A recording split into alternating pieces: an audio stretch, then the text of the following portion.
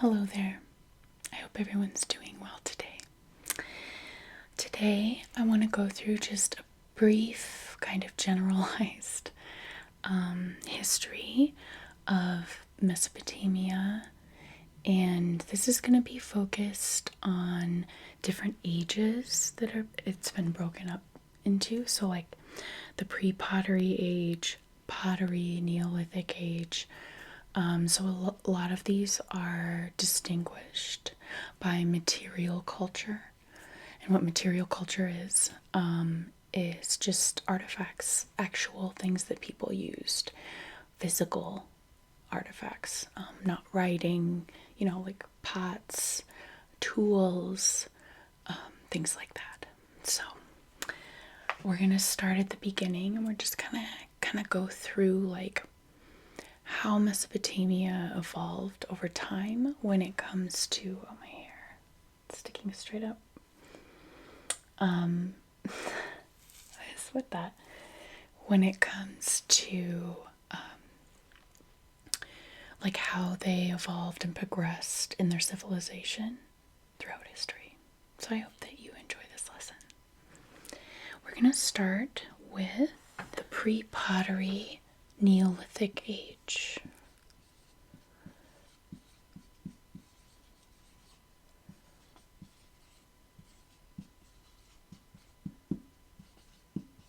It's going to be a lot of long writing. So this is also known as the Stone Age. I know we've all heard that before. This existed around 10,000 BCE. And if we remember from the intro lesson, this is about when agriculture, tools, and civilization started, or at least this is how far back it goes. It's like the evidence that we found. There is a chance, of course, that this is earlier, and it probably is a little bit earlier, because there's honestly, like, it seems ridiculous that we would be able to like pinpoint exactly when a civilization started, so it's probably earlier than 10,000 BCE. During this time, there's evidence of crude settlements and signs of warfare between tribes. This most likely has to do with land for farming, or land for like their livestock to graze in. Because, we think about, well, why is that a big deal? And it's like, well, they didn't have like sprinklers. They couldn't just keep the grass growing or like keep the food source going. So they had to, at this time, they didn't have irrigation or anything yet that we know of. So they're just like finding places for their livestock to graze. So they're just kind of, doing the best they can at this time. Of course, when we talk about the transition, which we talked about a little bit in the last lesson, from hunter-gatherer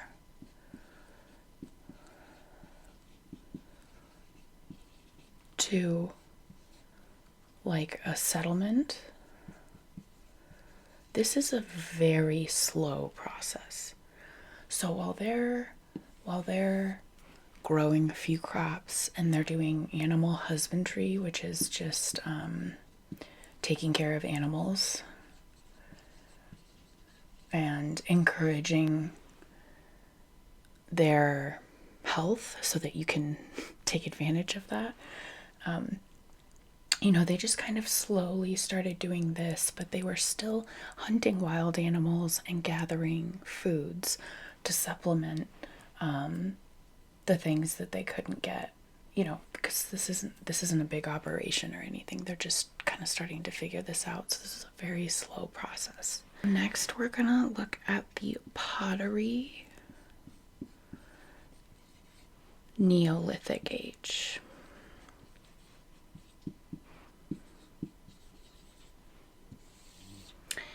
And the Pottery Neolithic Age was about 7000 BCE.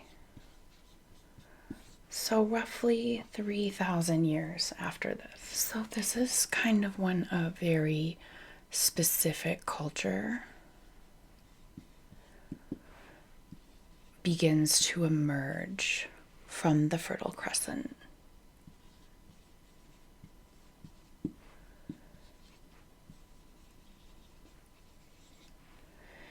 This is when tools and pottery started to be seen. They started making weapons that were much more sophisticated. They already kind of had tools and weapons, but these are like cutting edge, as they say.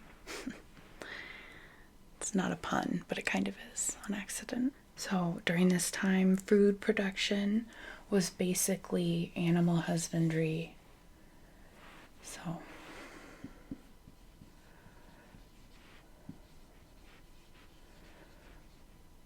and agriculture.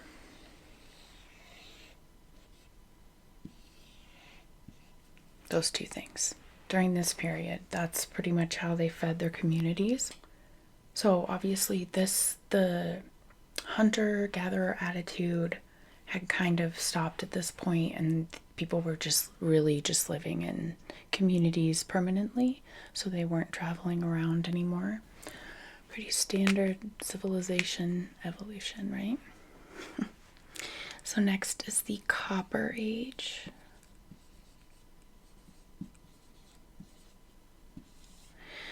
This was, wow, that's a 5, to about 3200 BCE.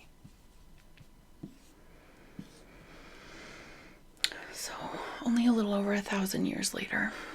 The Copper Age is also known as the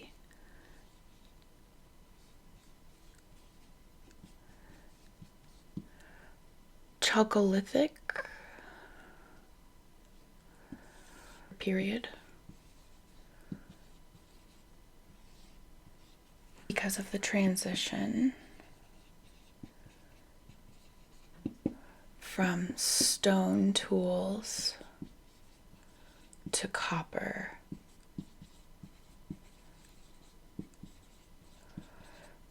And as we learned in the first lesson, there wasn't a ton of like stone. There was a lot of clay.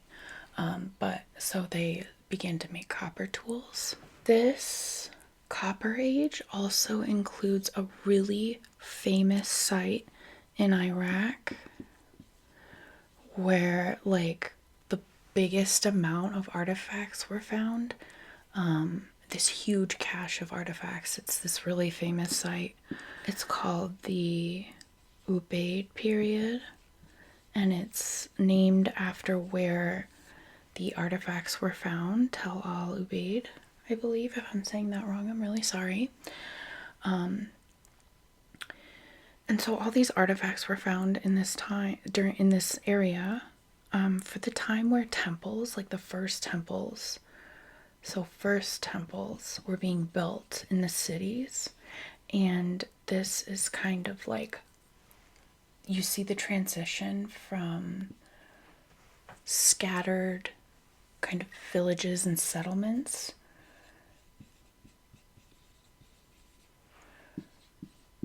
to like a large encompassed city to cities. So that's kind of what this material culture is telling archaeologists. They were really considered like villages, not cities. Villages. We're going to say that. They weren't cities. Whoa. This kind of like flows into urbanization. Oh my gosh, I can't spell.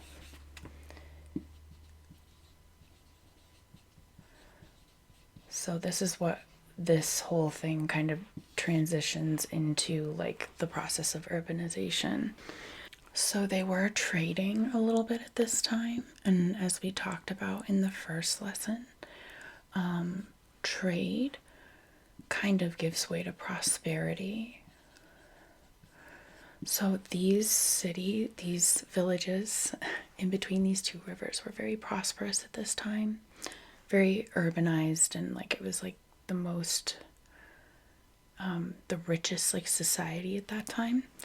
So this is also the time where kings were replacing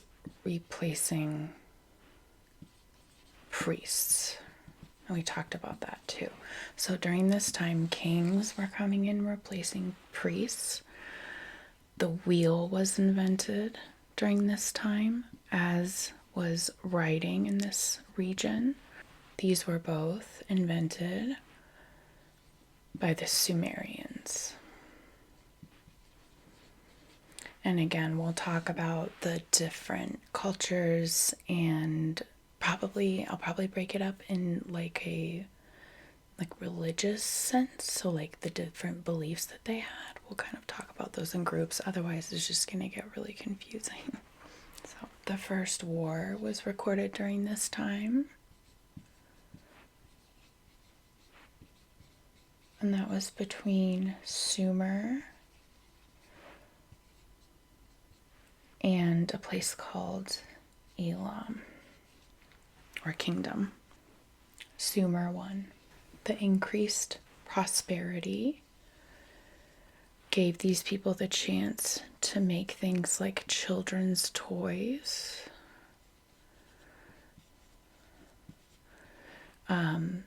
clay figurines, really elaborate ones, especially for that time.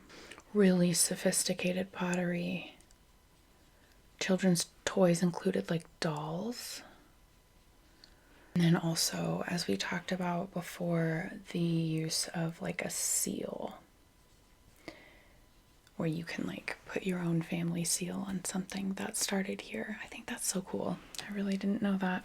Next we have the early Bronze Age.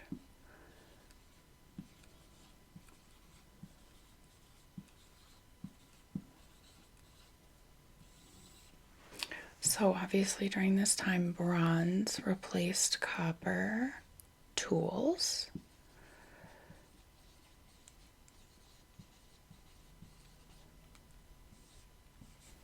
So during this time, economic and political stability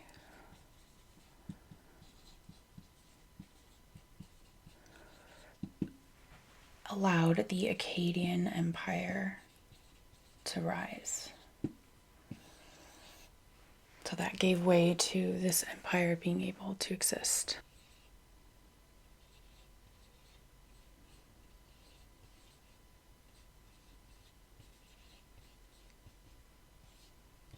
Some of the inventions in this time were the plow and the wheel, like together. The chariot, the sailboat, which I love. They were also known to have the first set of literary works.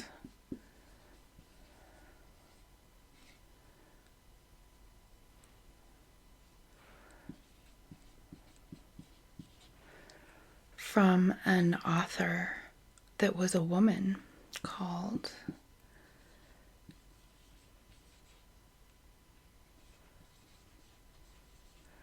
Enheduanna. That's pretty. And she was the first known author to actually write a set of literary works. They think she was around from 2285 to 2250. I doubt that people lived too long in this time. This is also when Hammurabi existed, who was the king of Babylon. And he was very famous. most of us have even heard of him now. So he was in 1792 to 1750. Now we're going to talk about the Middle Bronze Age.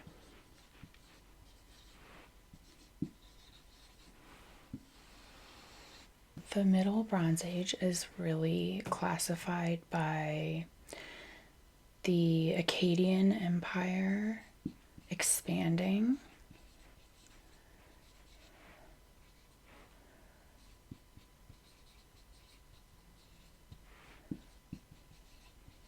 and the emergence of Babylon. So, because of these two things, trade increased, but also warfare. I've been doing that. I don't know why I'm putting an E in there. These both increased.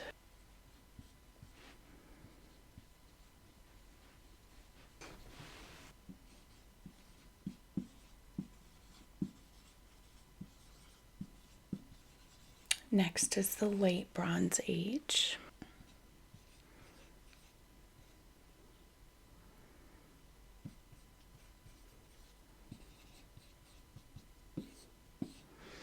So the Late Bronze Age was kind of classified by the rise of the Kassite dynasty. They conquered Babylon.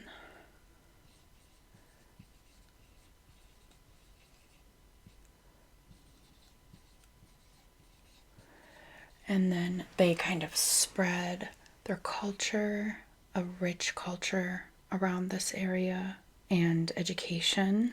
The end of the Bronze Age, the Late Bronze Age, is also classified by the ability to mine ore and make weapons out of iron. So they were kind of like doing this during this time and kind of figuring out how to make things out of iron. And this is also a time when the Assyrian Empire was established and really like solidified. So that's kind of just a quick overview of what happened there. There's a lot of like people conquering other people. Because of this mining of ore, we now go into the Iron Age. The Iron Age was from about 1000 to 500 BCE, so really coming up into modern days here, comparatively. So this is the rise of the which just means new, Assyrian Empire.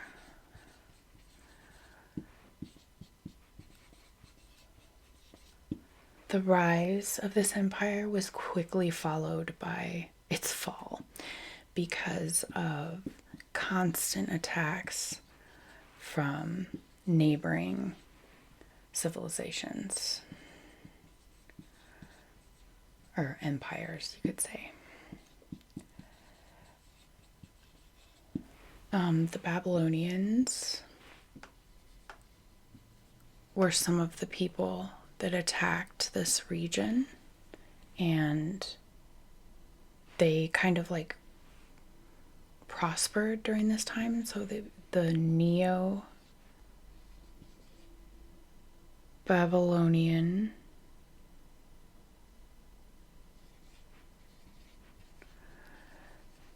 and Neo-Hittite, because the Hittites were starting to come out here too. Empires began.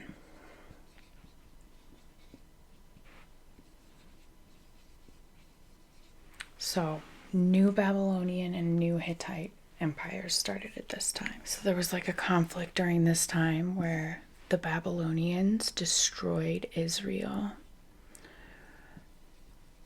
and they were banished into Babylonian exile, is what they call it. And then the Babylonian Empire was taken over, and that's when their culture kind of like ceased to exist after that. So after the Iron Age here, Mesopotamia became part of the Persian Empire.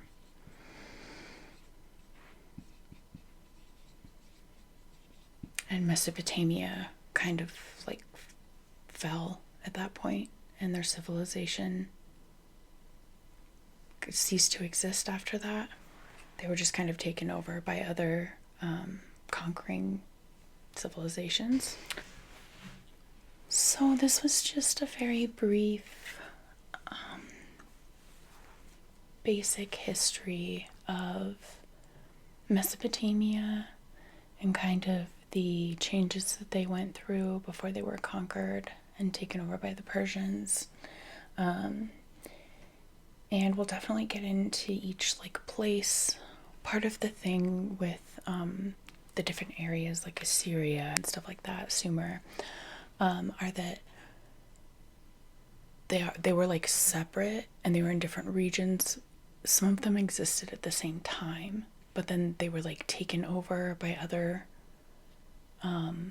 kingdoms and then like changed into a new one. And so there's a lot of intrigue when it comes to that. So I hope you enjoyed this lesson, and we'll try to get into some more like magical, mysterious things in the next one. So hopefully I'll see you then.